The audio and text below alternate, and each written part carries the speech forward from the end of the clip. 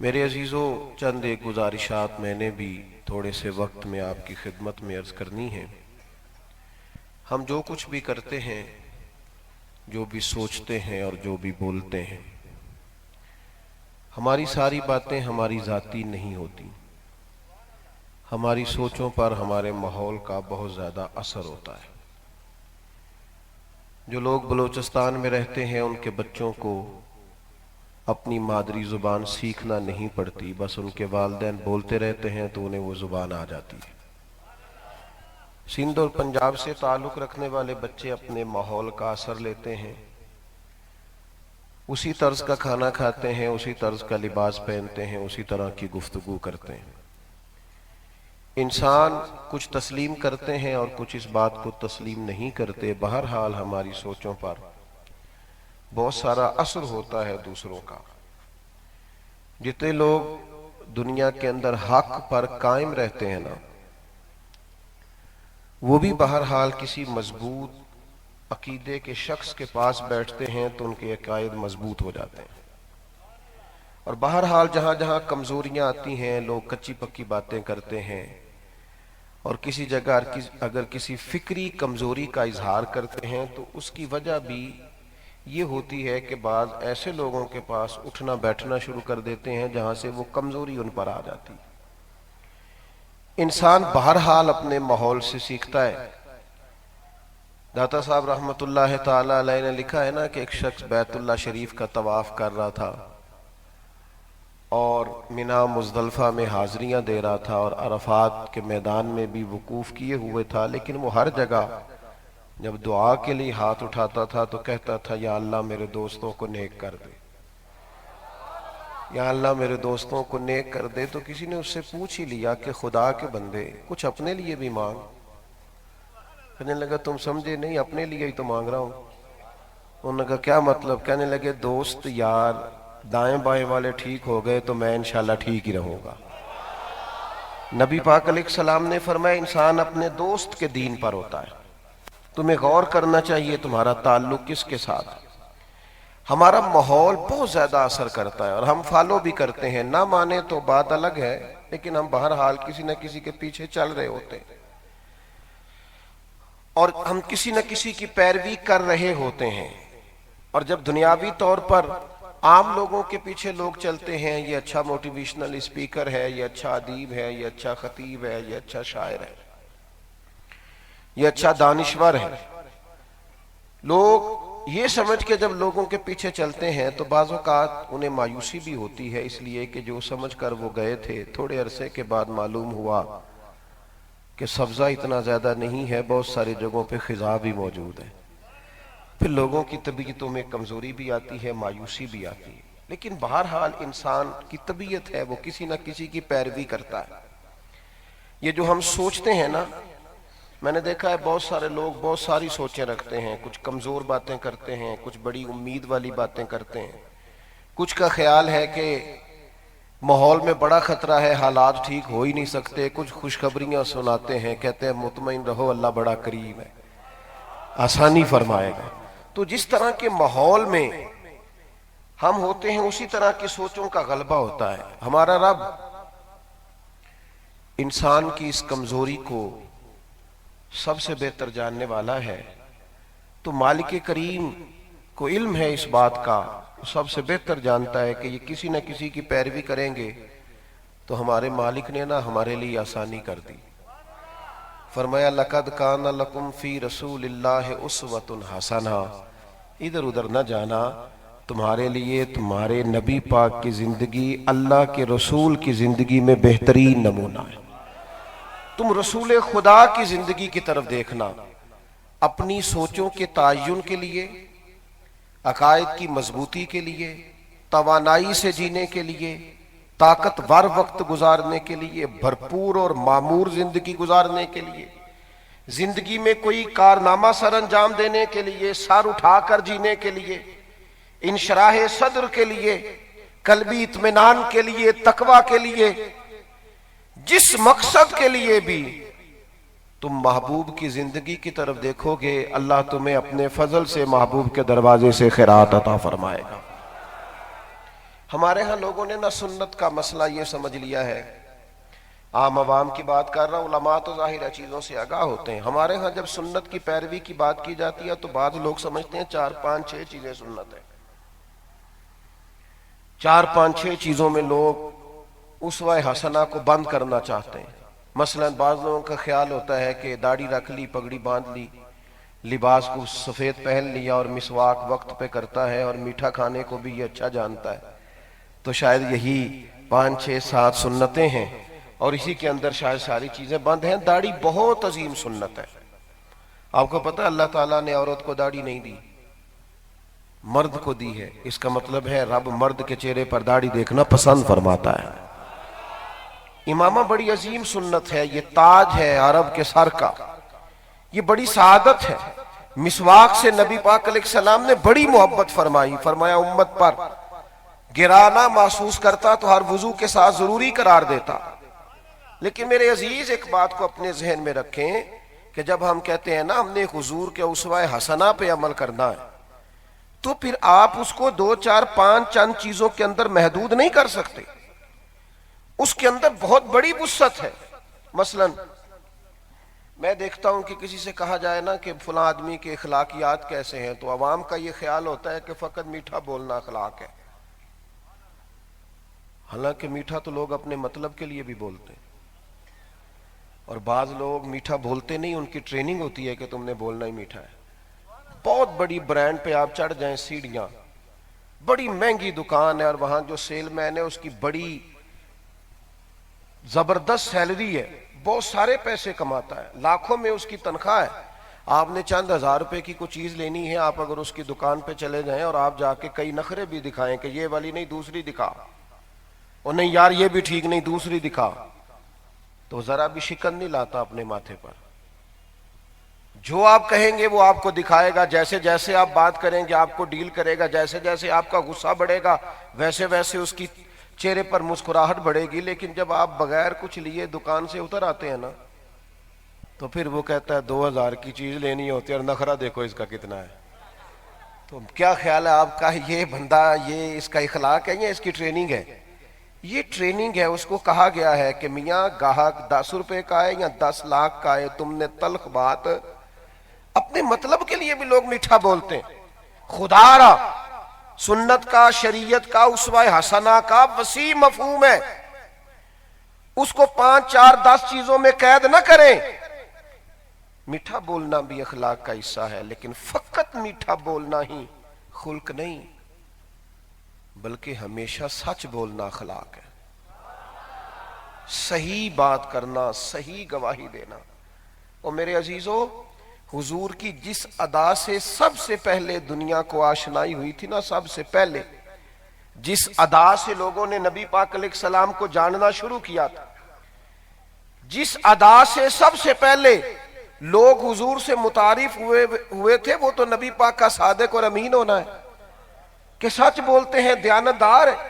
یہ سب سے پہلی ادا ہے جس سے لوگوں کو تعارف ہوا تھا۔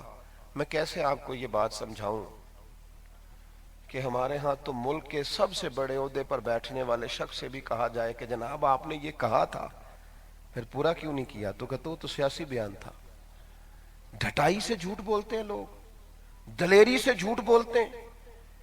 وہ میرے ایک دوست ہیں، تو وہ جس امیدوار کی سپورٹ کرتے ہیں نا ایم این اے کے الیکشن میں، ان کا کہنا یہ ہے کہ میں ہی اصل میں ایم این اے ہوتا ہوں، میں جتواتا ہوں انہیں۔ تو میں ایک دفعہ کسی رات کے جلسے سے واپس لوٹ رہا تھا تو ان کا ایم این اے کا امیدوار تقریر کر رہا تھا، اور یہاں انہوں نے اس کی فوٹو کا اسٹیکر بھی لگایا ہوا تھا۔ تو گاڑی سے اترتے ہی میری نظر پڑ گئی، میں نے کہا کہ اندر آپ کا لیڈر تقریر کر رہے ہیں اور آپ باہر گھوم رہے ہیں، اپنی جیب سے آپ نے اتنے پوسٹر بنائے ہیں اور گاڑیاں آپ نے اتنی لگائی ہیں، تو خدا کے بندے تیرا لیڈر اندر تقریر کر رہا ہے۔ تو وہ ہنس پڑا، کہنے لگا مولانا آپ کو بھی پتا ہے، مجھے بھی پتا ہے، جھوٹ بول رہے ہیں سارے۔ تو مجھے پتا ہے کیا کہتا ہے روز، خدا کے بندو اس حد تک جب قومی مزاج بن جائے، آپ یقین کریں بیوی اپنے شوہر سے کہتی ہے پیسے تھوڑے دے دیا کر، ایک جوڑے میں گزارا کر لوں گی، میرے ساتھ سچ تو بولا کر، تو جہاں کہتا ہے وہاں جایا کر، تو بتاتا کچھ ہے کہتا کچھ ہے۔ آپ کو پتا ہے ہمارے رشتوں میں کمزوری کیوں آئی ہے؟ وجہ غربت نہیں ہے، سب سے بڑی وجہ بد اعتمادی ہے، ہمارا ایک دوسرے پر اعتماد نہیں ہے۔ کسی شخص کو اچھا جاننا، مخلص جاننا، صحیح سمجھنا ہم تیار نہیں ہے ذہنی طور پر۔ کسی بھی ایک گروہ کے بارے میں، کسی ایک ادارے کے بارے میں، کسی ایک جماعت کے بارے میں ہمارے نظریات کے اندر پاکیزگی نہیں رہی الا ماشاءاللہ، بد اعتمادی بڑھ گئی۔ مکین گنبد خضرا کانفرنس میں آنے والوں سنو، مدینے والے محبوب کا سب سے پہلا پیغام سچ بولنا ہے۔ اپنی زندگی سے جھوٹ کو نکال دو، بددیانتی کو نکال دو۔ یقین کرو وہ روٹی جو دیانتداری کی ہوتی ہے، وہ لمحہ جو سچ کا ہوتا ہے، وہ اس طرح سے انسان کو طاقت دیتا ہے کہ سچ بول کر انسان کا دل ٹھنڈا ہو جاتا ہے، اس کے مزاج کو اللہ قرار عطا کرتا ہے، اسے سکون کی دولت۔ کتنا سخت وقت تھا بدر کا، 313 اور مقابلہ 1000 کے ساتھ۔ یہاں لوگوں نے باتیں گھاڑ نہیں رہی کہ جنگ کے اندر سب جائز ہوتا ہے، معاذ اللہ۔ کس قدر کٹھن حالات تھے، نہ زرہیں پوری ہیں، نہ تلواریں پوری ہیں، نہ گھوڑے پورے ہیں، نہ لڑائی کے لیے مقابلے میں فوجی پورے ہیں۔ لیکن آپ اٹھا کے دیکھیے بخاری شریف، 2 صحابہ یا 3 لوگ آ رہے تھے بدر میں، تو رستے میں ابو جہل سے ملاقات ہو گئی۔ اس نے کہا کہاں جا رہے ہو؟ کہا حضور کی زیارت کے لیے جا رہے ہیں۔ کہنے لگا نہیں، چونکہ اب تو صف آرا ہیں دونوں فوجیں، تم یقیناً ہمارے مقابلے میں لڑو گے، لہٰذا تم نہیں جا سکتے، یہیں بیٹھو۔ محبوب کے ان غلاموں نے کہا نہیں، ہم لڑیں گے نہیں، صرف زیارت کریں گے۔ اللہ کرے میں آپ کو بات سمجھا سکوں۔ وہ لوگ حضور کی بارگاہ عالی مرتبت میں حاضر ہوئے، عرض گزار ہوئے، یا رسول اللہ صلی اللہ علیہ وسلم آ رہے تھے تو ابو جہل سے ملاقات ہوئی۔ اس نے کہا کیوں جا رہے ہو؟ تو ہم نے کہا صرف زیارت کریں گے، ملاقات کریں گے۔ اس نے کہا تم لڑنے جا رہے ہو؟ تو حضور ہم وعدہ کر رہے ہیں لڑیں گے نہیں۔ ادھر دیکھو میرے بھائی، ایک تو وعدہ اپنوں سے ہوتا ہے، ایک تو وعدہ پیاروں سے ہوتا ہے، ایک تو وعدہ مسلمانوں سے ہوتا ہے، اور ایک وہ وعدہ جو کافر کے ساتھ کیا ہے، اور اتنے بڑے کافر کے ساتھ کیا ہے۔ یا رسول اللہ ہم وعدہ کر رہے ہیں، وہاں یہ بات طے کر رہے ہیں لڑیں گے نہیں، حضور حکم کیا ہے؟ تو میرے کریم نے فرمایا ہم سب لڑیں گے، تم چونکہ وعدہ کر رہے ہو تم وہاں جا کے بیٹھ جاؤ۔ مسلمان اپنے وعدوں کو توڑا نہیں کرتے، مسلمان کا ایک معیار ہے، اس کا ایک سٹیٹس ہے، اس کی زبان کا ایک وقار ہے، وہ بات کر کے بار بار اپنی بات سے پھرا نہیں کرتا۔ اس کے لہجے، اب تو لوگوں نے جھوٹ کا نام ہی بدل دیا، اب کہاں لوگ جھوٹ بولتے ہیں، اب نہیں، اب جھوٹ کا نام بدل دیا، اب کہتے ہیں میں نے بہانہ کر دیا تھا، آپ نے جھوٹ بولا تھا، سیدھا سیدھی بات کریں۔ اب لوگوں نے نا غیبت بھی چھوڑ دی ہے، اب غیبت کا بھی نام بدل دیا ہے، اب کہتے ہیں آؤ گپ شپ کریں۔ وہ جو گپ شپ ہے نا، وہ غیبت ہی کا بدلا ہوا ایک نام ہے۔ خدا کے بندے، جب تک کردار کے اندر وہ حسن پیدا نہیں ہوتا، وہ توانائی پیدا نہیں ہوتی، جب تک مزاج کے اندر وہ سچائی۔ ابو سفیان کہتے ہیں میں نے ابھی کلمہ نہیں پڑھا تھا، جب ہرقل بادشاہ نے مجھے بلا کے حضور کے بارے میں پوچھا۔ آپ میری بات پر زیادہ غور کریں، بالخصوص نوجوانوں سے کہہ رہا ہوں، ہم اپنی سوسائٹی میں جب سے دیکھنے لگے ہیں نا سارے لوگ اوپر نیچے کر کے کام چلا رہے ہیں، تو ہم بھی کسی اصول کے پابند ہی نہیں رہے، ہم قائل ہی نہیں رہے۔ ہمارا مزاج، ہمارے استاد صاحب نا عید کی نماز کا اعلان فرمایا کرتے نا، رمضان شریف کے آخری جمعہ میں عید کی نماز کا اعلان ہوتا تو فرماتے بھئی 9:15 بجے تک سب مسجد میں یا عیدگاہ میں آ جانا، مناسب وقت پر جماعت کھڑی کر دی جائے گی۔ تو ایک دن کچھ شاگردوں نے عرض کی حضور 9:15 بجے تک آ جانا مناسب وقت میں، تو نماز کا ٹائم کیا ہوا؟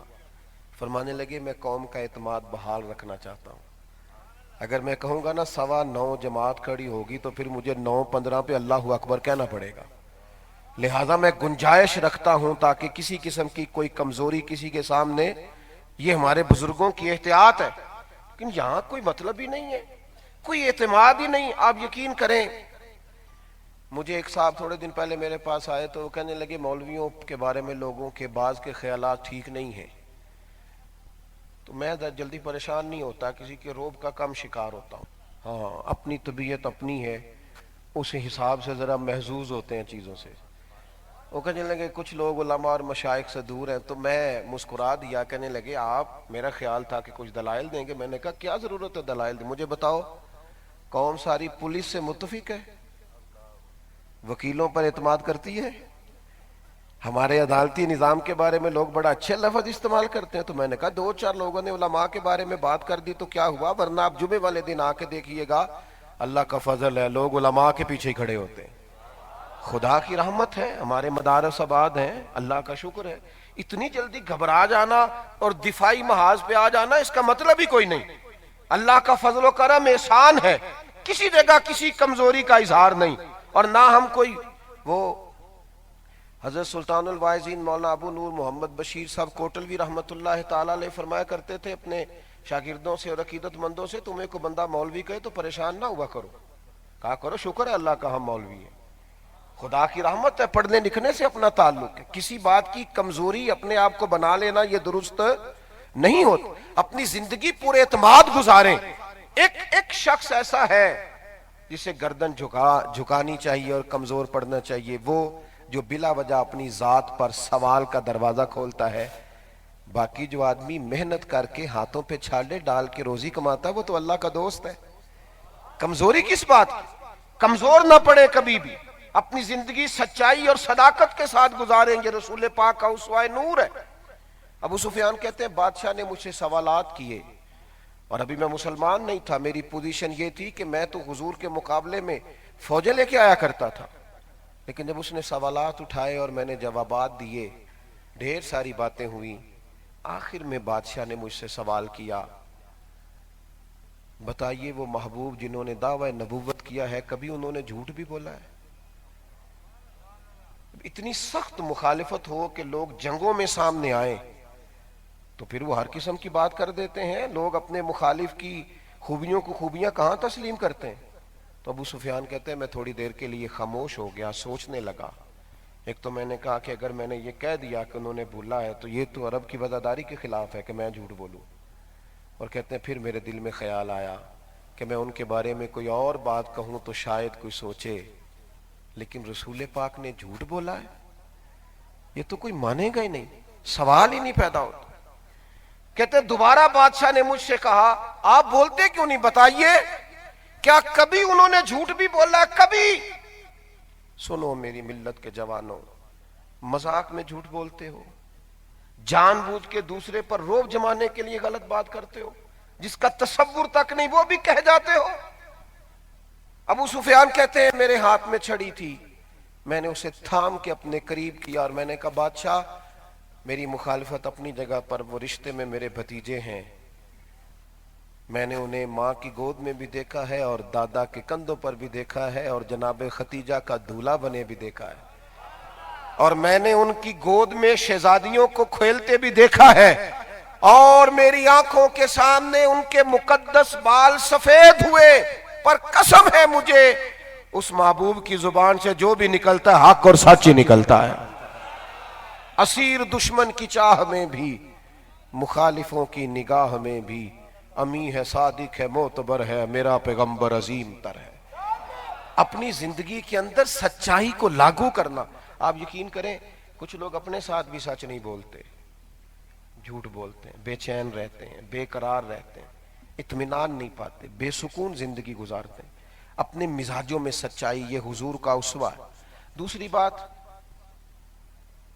یاد رکھیے گا, مسواک سے دانت صاف کرنا بھی حضور کی سنت ہے اور نبی پاک کی بڑی محبوب سنت ہے. سیدہ عائشہ صدیقہ رضی اللہ تعالی عنہ فرماتی ہیں کہ وقت وصال میں بھی محبوب کریم نے مسواک کو پسند فرمایا اور طلب فرمایا. لیکن یاد رکھیں صرف دانت صاف کرنا ہی سنت نہیں, دل صاف رکھنا بھی سنت ہے.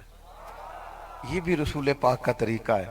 یہ جو بہت سارے لوگ ساری نعمتوں کے باوجود پریشان رہتے ہیں نا, اور سوال اٹھاتے ہیں, کہتے ہیں پریشانی بھی کوئی نہیں, بیماری بھی کوئی نہیں, کمزوری بھی کوئی نہیں, پھر بھی دل بے سکون رہتا ہے. تو میں ایک مثال دیا کرتا ہوں, میں کہتا ہوں یہ تھوڑی سی مٹی لگ جائے نا چہرے پر تو انسان جب تک منہ دھو نہ لے وہ بے سکون رہتا ہے.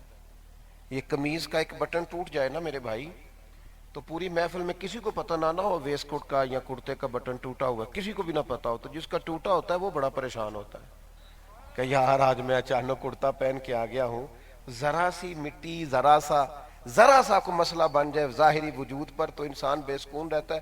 بڑے پڑھے لکھے وزادار مالدار آدمی کو آپ کہیں نا میرے ساتھ چل کہیں دعوت پہ جانا ہے، تو کہتا ہے نہیں بھائی پہلے کپڑے بدلوں گا، پہلے وضو کروں گا، منہ دھوؤں گا، اس لیے کہ میں ساری ڈگریوں کے باوجود ہلکا پھلکا تب ہوں گا جب میں لباس صاف پہن لوں گا۔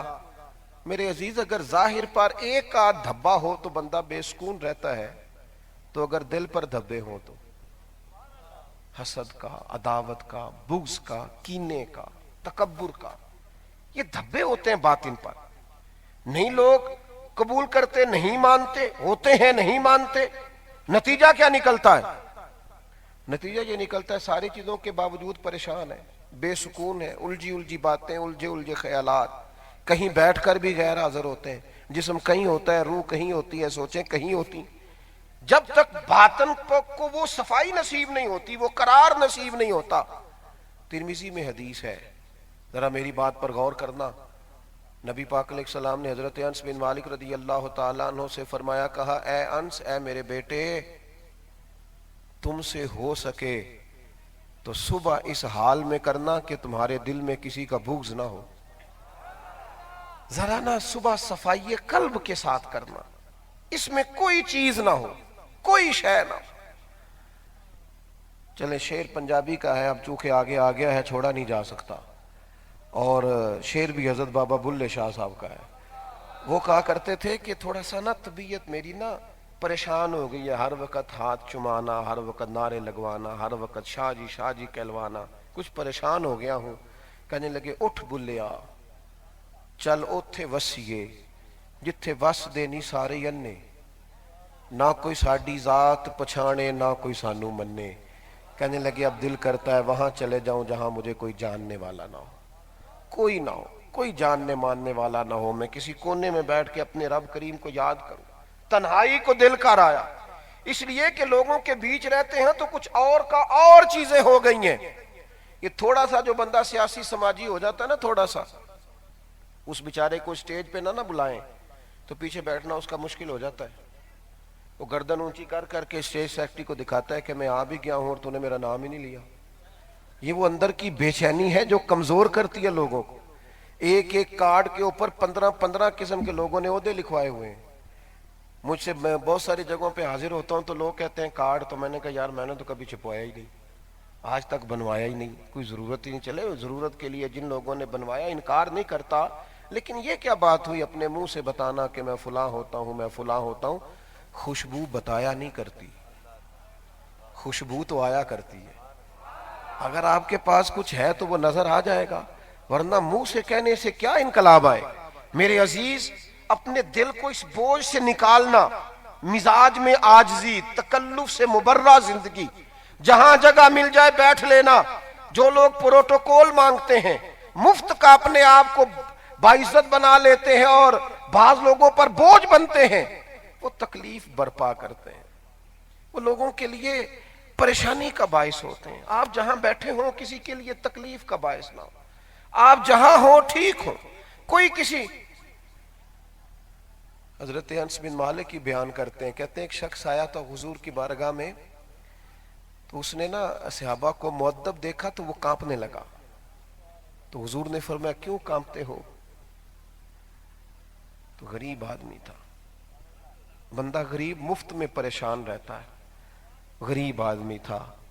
عرض کرنے لگا یا رسول اللہ صلی اللہ علیہ وسلم، میں مدینے کی اسٹیٹ کے سربراہ کے پاس آیا ہوں، ڈر آتا ہے، عرب کے جو بڑے لوگ ہیں اگر ان کو کوئی بات ناگوار گزرے تو وہ ناراض ہو جاتے ہیں۔ میں سربراہ مملکت کے پاس، بات کہاں کی تھی چلی کہاں گئی؟ قاضی اجاز علیہ رحمہ فرماتے ہیں کہ نبی کریم کی آنکھوں میں آنسو آ گئے اور حضور فرمانے لگے نا بھائی، تو کسی بادشاہ کے پاس نہیں آیا، تو اس بیٹے کے پاس آیا ہے جس کی ماں گوشت کے خشک ٹکڑے کھا کے بھی گزارا کر لیتی تھی۔ بالکل گھبرانے کی ضرورت نہیں، آسانی لوگوں کے لیے، گنجائش۔ نبی کریم علیہ السلام نے فرمایا اے انس ہے میرے بیٹے، صبح اس حال میں کرنا کہ تمہارے دل میں کسی کے لیے بغض نہ ہو.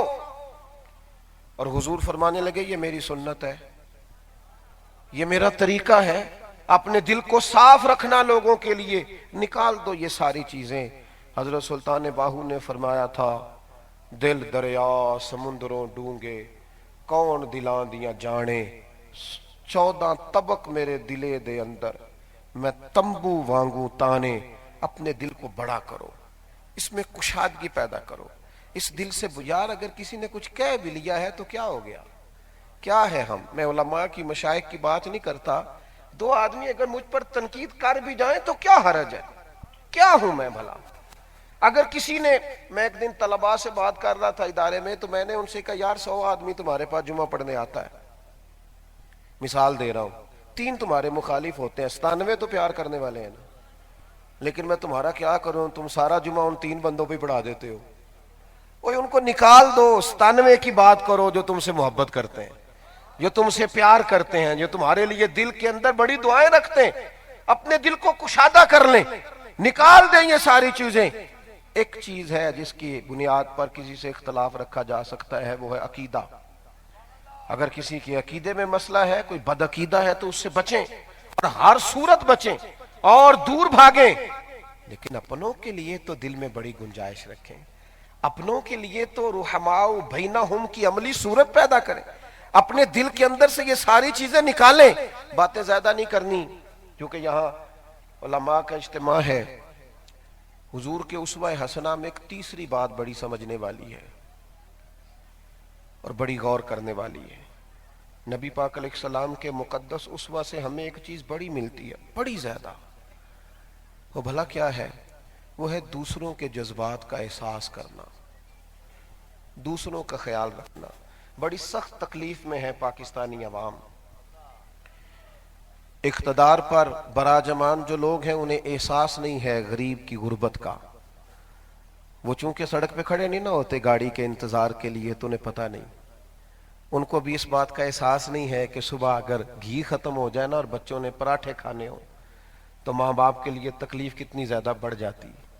ان کو خبر نہیں ہے کہ بس وہ داخلہ جمع کرانا ہو تو والد بیچارہ جا کے جب ایڈوانس مانگتا ہے نا تو کس درد سے مانگتا ہے، چونکہ انہیں کرنا نہیں نہ پڑتا. بہت سارے تو ایسے ہیں جنہیں پتہ بھی نہیں ہے کہ گھی کا اور چینی کا بھاؤ کیا ہے. تو جب کوئی آدمی کسی درد سے گزرتا نہیں تو اسے احساس کیسے ہوگا؟ ان لوگوں کو احساس نہیں. لیکن میں آپ سے ایک بات عرض کرنے لگا ہوں، ہم سب کا خیال ہے کہ حکومت عوام کا احساس نہیں کرتی. میں آپ سے اور اپنے آپ سے پوچھتا ہوں، حکومت نہیں کرتی، ہم ایک دوسرے کا احساس کرتے ہیں، ایک دوسرے کے حق میں سوچتے ہیں؟ اب تو ایسی ہوا چلی ہے کہ ہر شخص سوچتا ہے تمام شہر جلے بس ایک میرا گھر نہ جلے. ہم اپنی ذات کے لیے سوچتے ہیں تو ملی نقصان کرتے ہیں، قومی نقصان کرتے ہیں، سوچوں کو وسعت نہیں دیتے. دوسرے کے بارے میں سوچنا ہمارا مزاج ہی نہیں. ہر آدمی کو میں تبلیغ نہیں کر سکتا. میں یہاں آپ کے پاس خزدار میں موجود ہوں، اگر اس وقت کوئی آدمی کراچی میں تبلیغ کر رہا ہے تو مجھے اس کی سپورٹ کرنا چاہیے. اگر کوئی لاہور میں دعوت دین دے رہا ہے، چونکہ میں ایک جگہ پہ بیٹھ کے سب جگہ بات نہیں کر سکتا. یہاں حضرت شاہ صاحب کام کر رہے ہیں تو ہمیں ان کا دست و بازو بننا چاہیے. یہاں جو شیخ الحدیث صاحب درس حدیث کی مسند پر بیٹھے ہیں، ہمیں ان کو ہر لحاظ سے سپورٹ کرنا چاہیے. یہ قومی سوچیں پیدا کریں گے تو قومی کام ہوگا، ورنہ تو لوگ لڑا رہے ہیں اور حکومتیں کر رہے ہیں. مزاجوں کے اندر سے جب تک گھٹن نہیں نکالی جاتی، آپ بڑا دل کریں، آپ بڑا سوچیں، نہ سمجھ آئے تو میرے محبوب کا اسوہ حسنہ دیکھیں. کیا قرآن مجید حضور پر نازل ہونے والی کتاب ہے پر حضرت موسیٰ کی عظمتوں کا ذکر قرآن نہیں کرتا؟ جناب یوسف علیہ السلام کی شان کو بیان قرآن مجید نہیں کرتا؟ حضرت عیسیٰ کے معجزات کا تذکرہ نہیں کرتا؟ وَاتَّخَذَ اللَّهُ إِبْرَاهِيمَ خَلِيلًا، کیا حضرت ابراہیم کی محبوبیت کے ذکر قرآن نے نہیں فرمائے؟ کیا انبیاء کے تذکرے رسول پاک نے نہیں کیے؟ تھوڑی دیر کے لیے اپنے آپ سے نکل کے دوسرے کا احساس تو کر کے دیکھو، دوسرے کے حق میں سوچ کر تو دیکھو. اس محفل میں ابھی میرے دوست نے کہا کہ مہمان خاص آئے ہیں. چلے انہوں نے مجھے مہمان خاص کہا ہے تو مجھے بھی کیا لینے دیں کہ خاص مہمان کون ہے آج کی محفل کا. آج کی محفل کا خاص مہمان وہ ہے جس نے یہاں محفل سے پہلے جھاڑو لگایا ہے، جنہوں نے صفیں بچھائی ہیں، جنہوں نے پوسٹر لگائے ہیں، جن بیچاروں کی کہیں فوٹو نہیں آئے گی، جو پیچھے کھڑے ہوں گے، جو محفل کے بعد شاہ صاحب کے گلے لگ کے روئیں گے، کہیں گے حضور ہماری محفل کامیاب ہو گئی۔ وہ خاص لوگ ہیں جن کا درد دوسروں کو درد مند کرتا ہے، جن کو کسی عہدے کی ضرورت نہیں ہے، پیچھے پیچھے رہتے ہیں، پر ان کی خدمتیں بڑے کاموں کو چار چاند لگا دیتی ہیں۔ بڑا زیادہ میرے ادارے کے باہر بھی یہی لکھا ہوگا، بانی پیر صاحب ہیں، لیکن جو بندہ فجر کی اذان پڑھتا ہے اس کا بھی بڑا کنٹریبیوشن ہے میرے بھائی، اور جو اس کے لیے کسی قسم کا بھی معامل بنتا ہے وہ بھی بانیان میں شامل ہے۔ ایک دوسرے کا احساس تو کر کے دیکھو، ایک دوسرے کی ضرورت کو محسوس کو۔ میں نے نا ایک دفعہ ایک محفل میں نا یہ مائک والے سے کہا، یہ ساؤنڈ والے سے، میں نے کہا یار تو اتنی تقریریں سنتا ہے تو نماز نہیں پڑھتا، وجہ کیا ہے؟ وہ کہنے لگا جناب آپ کو پتہ ہی نہیں میں کس خوف میں محفل سنتا ہوں، اگر ذرا سا مائک اوپر نیچے ہو گیا تو میں گیا۔ وہ کہنے لگا میری ضرورت اور میری حیثیت محفل میں آپ چھوڑے کیا بات کرتے ہیں، میں تو خوف کے، اب یہ بند بھی ہو جاتا ہے، مشین ہے، کمی بیشی بھی آ جاتی ہے، لیکن مزاج میں شدت پیدا کر لینا یہ بہرحال بات درست نہیں ہے۔ عزیز بھائی، احساس دوسروں کا، یہاں علماء بیٹھے ہیں، پوچھ لینا، تصدیق کریں گے میری بات کی۔ ایک امام نے صرف نماز لمبی پڑھائی تھی، صرف نماز، قرآن مجید زیادہ پڑھا تھا، اللہ کے رسول ناراض ہو گئے، فرمایا میں لوگوں کو دین کے قریب کرتا ہوں تو دور کرتا ہے، معتدل نماز پڑھایا کر۔ خود رسول کریم نے فرمایا، نبی پاک کا فرمان ہے، صرف مجھے اپنا ہی احساس ہے، صرف میرا ہی پروٹوکول ہے، فقط مجھے ہی نیند آتی ہے، میرے ہی بچوں کو کھانا کھانا ہے، صرف میری ہی قدر ہونا چاہیے۔ نبی پاک علیہ الصلوۃ والسلام نے فرمایا، کریم محبوب فرمانے لگے، میرا دل کرتا ہے، میرا دل کرتا ہے، میرا اور آپ کا جب دل کرتا ہے تو ہم پھر کوئی پرواہ کرتے ہیں؟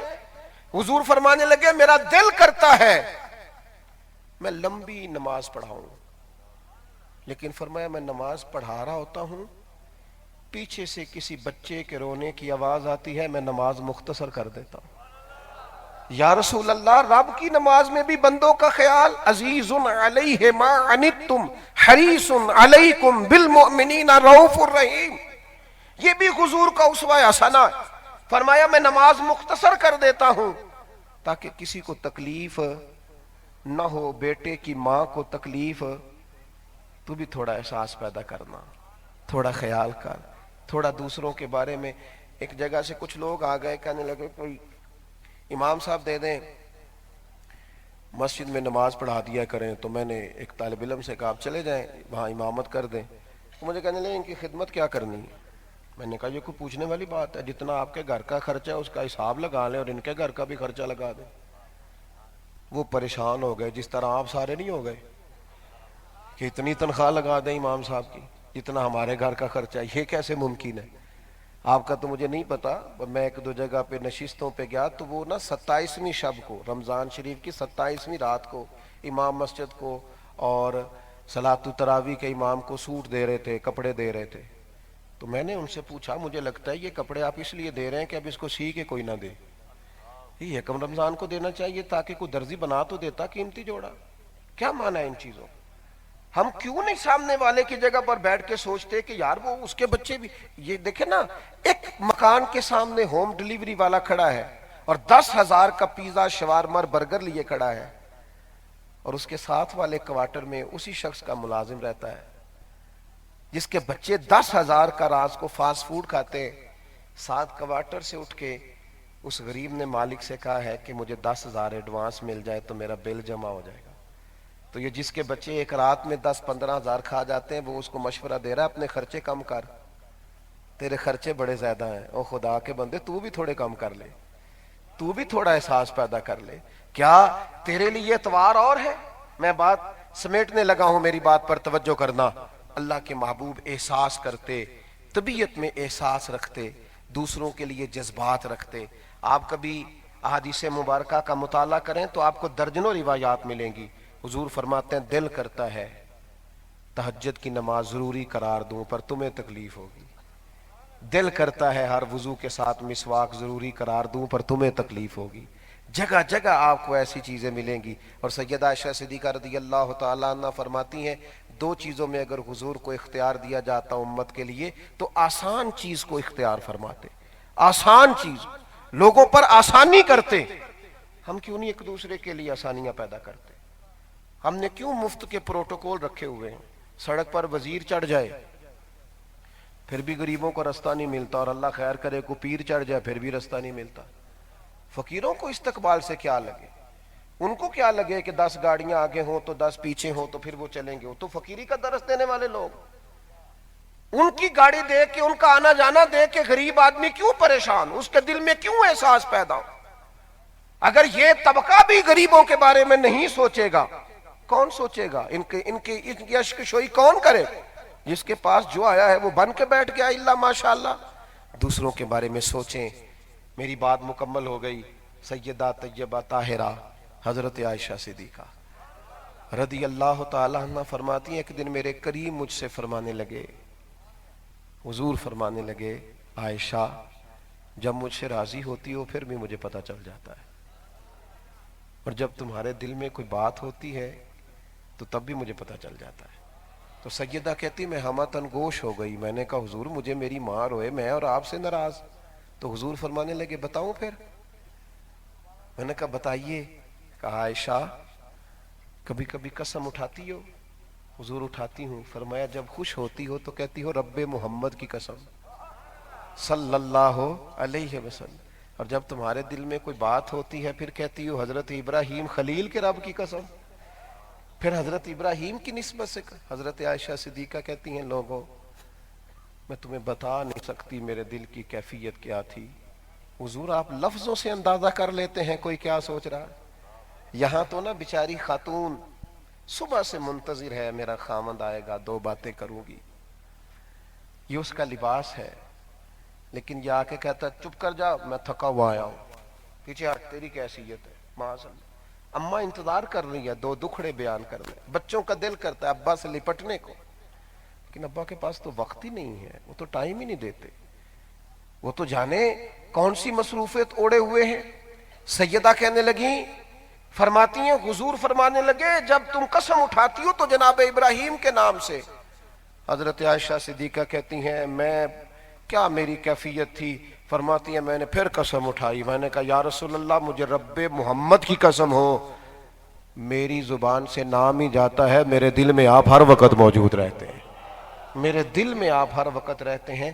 رشتوں کا احساس. نوجوانوں تھوڑا سویا کرو یار, تھوڑے مطالبے کیا کرو. اپنی زندگی کی زیادہ تر خوشیاں اپنے بڑوں کے نام کر دو. اگر اپنے والدین کو ٹائم دو گے نا تو ان کی دوائیاں کم ہو جائیں گی. ان کو کپڑوں سے دوائی سے زیادہ تمہارے وقت کی ضرورت ہے.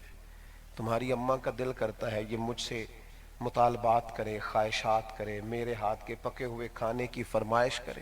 ان کو ٹائم دو. تمہاری اہلیہ کو اللہ نے تمہارا پردہ بنایا ہے اور تم اس کا لباس ہو, وہ تمہارا لباس ہے. اس کے لیے اپنے دل میں نرمی پیدا کرو. اللہ کے محبوب علیہ الصلوۃ والسلام نے ہمیشہ کہا کہ غلاموں اور عورتوں کے بارے میں تمہیں نصیحت کرتا ہوں, ان کے ساتھ نرمی کا سلوک کرنا, غریبوں کی دلجوئی کرو. غریب کو آٹے کا تھیلا بھی ضرور دو, لیکن سب سے زیادہ ضرورت یہ ہے کہ اسے عزت دو. اپنے ساتھ بٹھا کے کھانا کھلاؤ, اونچی نشست پر بٹھاؤ. اس کے اندر سے یہ احساس ختم کرو کہ میں شاید سوسائٹی سے کٹا ہوا ہوں. مکین گنبد خضرا کانفرنس میں آنے والوں اپنے دلوں میں وہ قرار, وہ اطمینان لاؤ جو رسول رحمت علیہ السلام نے ہمیں دیا ہے. اور یہ بھی یاد رکھنا محبوب نذیر ہیں تو بشیر بھی ہیں. مایوسیاں زیادہ نہیں ہیں, پریشانیاں ضرور ہیں, لیکن زیادہ مایوس ہونے کی ضرورت نہیں ہے. ہم خوشخبریاں دینے والے رسول کے ماننے والے ہیں. ایک دوسرے کو حوصلے دیتے رہو, تازگیاں دیتے رہو, آگے بڑھتے رہو. جاتے جاتے کہتا ہوں بہلتے کس جگہ, جی اپنا بہلانے کہاں جاتے, تیری محفل سے اٹھ کر تیرے دیوانے کہاں جاتے. نصیر اچھا ہوا در مل گیا ان کا ہمیں, ورنہ کہاں رکتے کہاں تھمتے خدا جانے کہاں جاتے. اور خدا آباد رکھے سلسلہ یہ تیری نسبت کا، وگرنہ ہم بھری دنیا میں پہچانے کہاں جاتے، وما علینا الا البلاغ۔